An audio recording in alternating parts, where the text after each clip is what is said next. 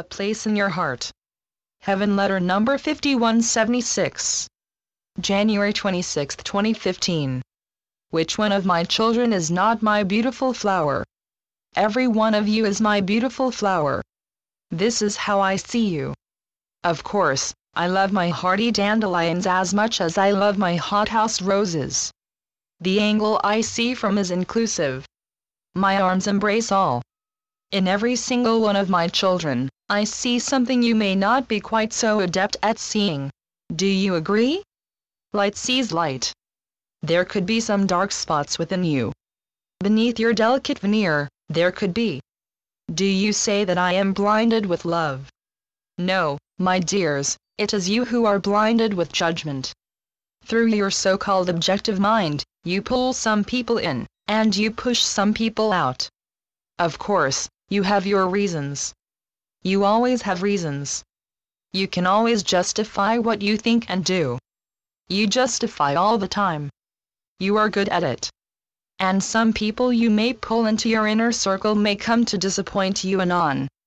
You have second thoughts, and you boot the disappointers out from your close-knit inner circle. For some you previously excluded, you may later find reasons to include. Maybe they became famous or inherited a fortune, or you did. Something in you may have changed. As you changed, so does your view of what is outside you change as well. Take the splinter out of your own eye. Whatever seeming another has done or not done, it is not for you to project unworthiness onto him or her. You have had your own ignoble thoughts. Someone else may have acted on your thoughts, beloveds. No one is excluded from my inner circle. How could I exclude myself? And why would I ever want to? I am unblemished.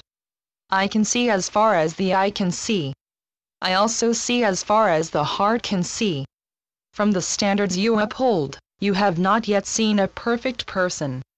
When you see defects or lack of ease, you contribute to them. You may not acknowledge where you were before you rose to where you are now, or believe you are now. Pretty much, my children are made up of little deeds and not big ones. None of you knows with certainty who acts on my behalf and who does not. You do not know what any deed presents to the world, nor do you know what any deed may take away, or whether the taking away is a plus or a minus to the whole wide world. You simply don't know enough.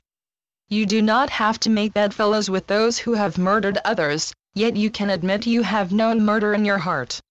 Now send a blessing to one who acted on his or her thought and whom you point to now with derision from your position as Ms. or Mr. High and Mighty who is above it all. Does it really cost you to send a blessing another's way? Since when did I tell you to count misdeeds another has performed? Since when did I tell you to slight another and then count yourself as exceedingly wonderful? You may well sympathize with yourself for all you have been through and risen above. I am not saying to make excuses for anyone, most especially yourself. You are not free to demean another. You are not free to scoff at another.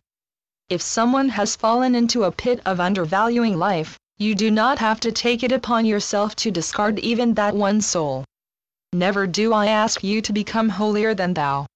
In effect, to one who has slain another, you may be cutting the slayer dead in a more legal manner. Then you are labeling yourself what you may dismiss another for being. Channeled by Gloria Wendroff. heavenletters.org